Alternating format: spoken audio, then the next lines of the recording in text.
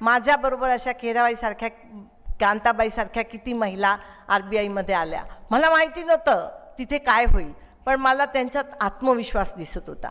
आणि आम्ही डिरेक्टर त्यावेळी परमार साहेब होते, त्यात बसलो आणि त्यांच्याशी चर्चा करत होतो. तर आमच्या महिलांनी काय सांगावं, ते म्हणले, साहेब आम्हाला लिहिता वाचता येत नाही, पण आम्हाला मोजता येतं. आणि त्यांनी सांगितलं साहेबांना RBIच्या की आम्हाला कुठल्याही मुद्दल रकमेचं व्याज मोजायला सांगा, आम्ही चुकलो तर लायसन्स देऊ नका, पण तुमच्या अधिकाऱ्यांना पण व्याज मोजायला सांगा आणि कॅल्क्युलेटर त्यांचं घेऊन टाका आणि मग बघूया की कोण लवकर मोजतं. हे आमच्या मानदेशी महिला. आणि ह्या मानदेशी महिला जे मेंढपाळ करतायत, जे उन्हात शेतात काम करतायत, जे बैलगाडी चालवत आहेत, आमच्या केराबाई तर बैलगाडी चालवत आहेत, त्यांच्यावर तर फिल्म बनली आहे त्याच्यावर.